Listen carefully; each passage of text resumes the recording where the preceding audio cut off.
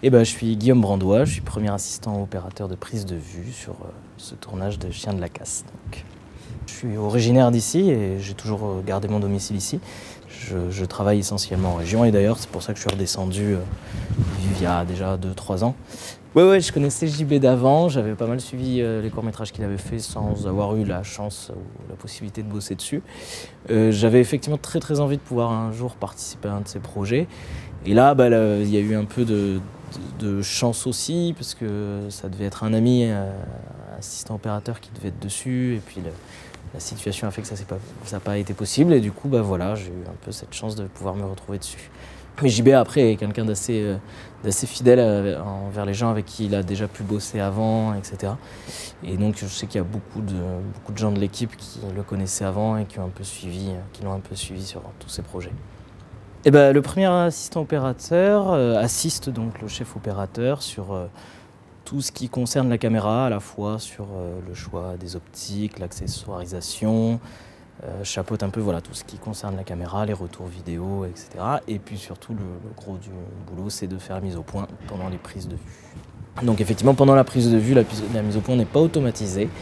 Et c'est, en tant que premier assistant opérateur, c'est à nous de suivre en direct les déplacements, les distances entre la caméra et le comédien, qui du coup ne font que varier en fonction soit des mouvements caméra, soit des mouvements comédien, soit des deux cumulés, qui peuvent donc soit faire des accordéons, soit s'éloigner, soit se rapprocher. Et le jeu, c'est de garder cette profondeur de champ, cette zone de netteté, et de garder le comédien dedans. Le comédien ou d'ailleurs d'autres choses en fonction de la demande de la narration, des différentes bascules de points, à quel moment on va changer la mise au point pour aller en arrière-plan, devant-plan, etc., etc.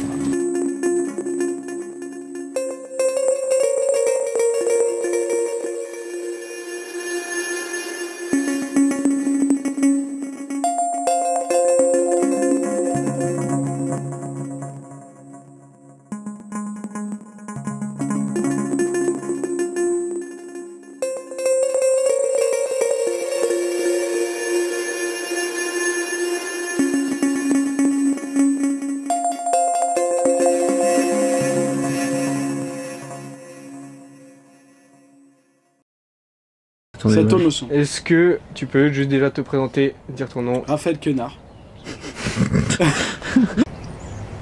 Est-ce que tu peux te présenter s'il te plaît?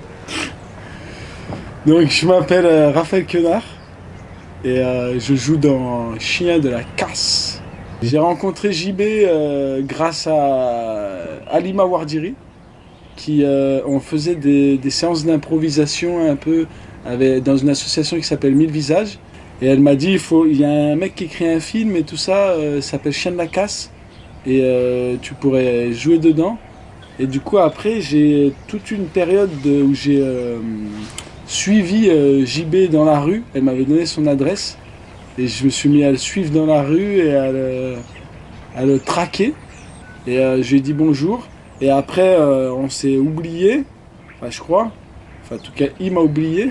Jusqu'à ce que je me rappelle à son bon souvenir un matin, alors qu'il sortait de chez lui, j'en ai profité pour arriver en excès de vitesse, en état d'ébriété. Je lui ai rentré dedans jusqu'à lui casser 2 jambes. Et c'est là qu'il a fait le choix de me faire passer le casting. Et ensuite, donc, comme le film faisait partie d'un dispositif qui s'appelle Émergence, qui accompagne des réalisateurs dans la réalisation de leur premier film. JB, il faisait donc une scénette pour Émergence. Donc on a fait, ok, j'ai été pris pour faire la scène d'Émergence, mais pas, il me disait, parce qu'il est très pervers en fait, Jean-Baptiste Durand, vous verrez. Non, et il m'a dit non mais t'es pas pris. Il m'a dit t'es pas pris encore. Du coup on a fait ce court-métrage de 2 jours, et à la fin des 2 jours il m'a dit c'est bon. Non, JB, comme il est de la même, on va dire, presque génération, il est un peu plus grand, donc donc il est peut-être plus mesuré, plus raisonné que nous, mais c'est une direction d'acteur qui est quasiment aussi, il y a une part amicale dedans, et en tout cas très proche de nous. Moi je trouve ultra précise, et il dit des choses, comme il fait appel à lui, son vécu et son passé, quand il revient pour dire un mot ou une indication dans les intentions, je trouve il est ultra puissant de précision. Il y a une section dans le film, Anton Rodriguez, Mike Ray, Gibson, Mando et tout ça, extraordinaires, qui sont de la région. La région, elle a infusé dans le film son ADN. Je crois qu'il y a l'empreinte digitale de l'Occitanie, ou en tout cas l'empreinte digitale de l'âme de l'Occitanie, qui est une âme ô combien merveilleuse, qui se ressentira, je l'espère, grâce au montage de JB. Et si ça se ressent pas, c'est que c'est un acte de trahison de sa part, que de ne pas montrer au travers du film la splendeur et la magnificence de cette région.